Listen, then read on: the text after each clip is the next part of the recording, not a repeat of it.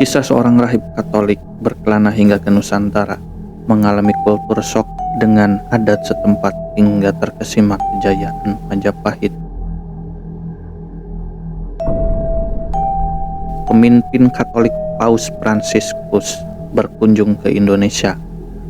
Paus Fransiskus menjadikan Indonesia negara dengan penduduk mayoritas Muslim sebagai destinasi pertama dalam perjalanan apostoliknya ke kawasan Asia Pasifik.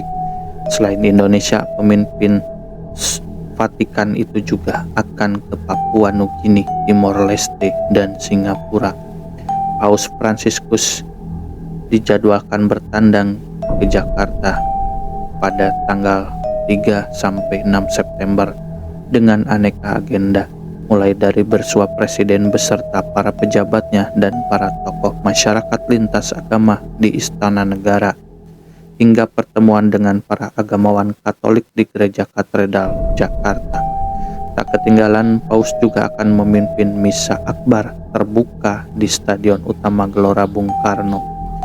Indonesia sendiri sudah menjalin hubungan diplomatik dengan Tahta Suci Vatikan sejak 1950.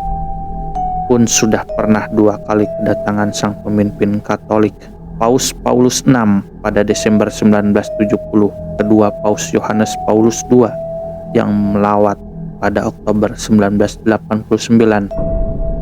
Keduanya sama-sama disambut Presiden Soeharto. Namun Paus Paulus VI bukan pemimpin Katolik pertama yang mengunjungi tanah Jawa. Jauh sebelum itu, di zaman Majapahit pun sudah pernah ada seorang rahib Ordo Fransiskan yang bertandang. Lawatan rahib Katolik ke Nusantara, kabar penjelajahan Marco Polo asal Venesia, dan misionaris Giovanni de Manetoscrovina di abad ke-13 yang mencapai negeri Cina membuat banyak pihak penasaran dengan Timur Jauh. Rahib Ordorico Mitusi dari Pordonate tak terkecuali. Rahib Ordorico tercatat sebagai orang Eropa kedua yang menyebutkan Sumatera dalam catatan perjalanannya setelah Marco Polo. Kelebihannya, rute yang ditempuh Rahib Ordorico mampu melampaui Marco Polo. Maka Rahib Ordorico pun berangkat dari Venesia dengan tujuan negeri Cina medio 1318. Dia ditemani koleganya dari Irlandia, Rahib James. Bedanya, perjalanan Rahib Ordorico bukan dalam rangka utusan diplomatik atau sebagai misionaris yang menyebarkan agama. Jadi, ia berangkat tidak seperti misionaris Montecorvino yang berangkat pada 1294 sebagai utusan Paus Nicholas IV ke Cina dan menjadi uskup di Peking. Rahib Ordorico berlayar atas misi pribadi yang penasaran dengan keadaan di Timur Jauh. Sesuai keinginan saya, kami berlayar mengarungi lautan dan mengunjungi negeri-negeri di mana orang-orangnya belum percaya Tuhan untuk memenangkan penuaian jiwa. Tulis Ordorico dalam perambul catatan hariannya, ikuti Paulo Cesia dalam The Travels of Prias Ordoric. Perjalanan Rahib Ordorico via laut melewati rute Konstantinopel, kini Istanbul, hingga Trebizond, lantas dilanjutkan via jalur darat dengan kereta kuda ke Persia, kini Iran dan Irak. Dari Baghdad, ia dan Rahib James kembali berlayar via Teluk Persia menuju tanah India pada 1322. Dari India, ia memilih rute ke Asia Tenggara menuju ke Sumatera ketimbang ke negeri Cina dengan kapal Jung.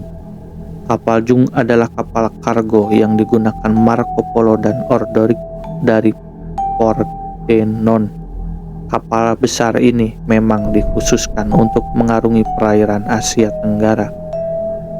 Kendati begitu, masih ada perdebatan di mana ia mendarat ketika mencapai Sumatera. Dalam disertasinya berjudul A Witness Account of the Indies in the Later Medieval Past, Reading Reception and Rehearsal. Akademisi University of Leeds Marian O'Doherty pada 2006 menyebut rahib Ordoriko menjajahkan kakinya di Lamori, Aceh. Wilayah tersebut saat ini masih dikuasai Kesultanan Samudra Pasai. Adapun sejarawan Inggris Philip Bowring dalam Empire of the Winds, The Global Role of Asia Great Archipelago pada 2020. Nusantara Sejarah Asia Tenggara Maritim 2022 menyebut rahib Ordoriko mendarat di Barus, pesisir barat Sumatera.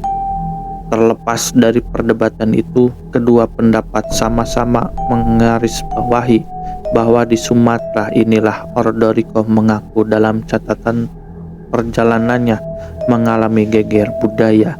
Kemungkinan biarawan Ordoriko mengunjungi Barus.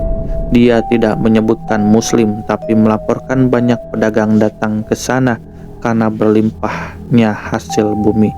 Dia mengatakan telah ditertawakan oleh orang-orang yang telanjang karena dia mengenakan pakaian, menyatakan adanya kanibal dan semua perempuan adalah milik bersama.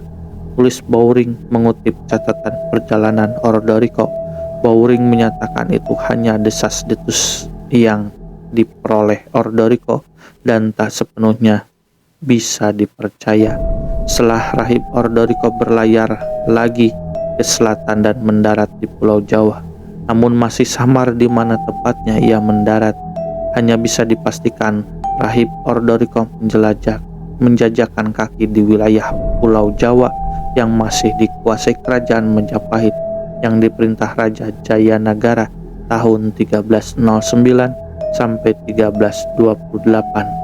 Kendati Majapahit masih dalam tahap awal kejayaannya, rahib Ordoriko sudah kadung terkesima dengan istana megah Raja Jayanagara yang ia sebutkan lantai dan tangganya terbuat dari perak dan emas.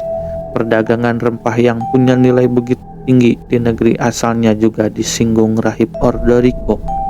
Raja Jawa Jayanagara, ia punya bawahan 7 raja. Istananya sungguh luar biasa. Khan Anggung dari Cina seringkali terlibat peperangan dengan raja ini, tetapi sang raja selalu mampu mengalahkan mereka dan pada akhirnya hubungan mereka Majapahit-Mongol membaik. Tulis rahib Ordoriko dikutip Kenneth R. Hall dalam Ritual Network and Royal Power in Majapahit, Java. Dari Jawa, rahib Ordoriko baru beranjak menuju negeri Cina via Kalimantan. Masih cukup gelap di mana ia singgah dalam perjalanan itu.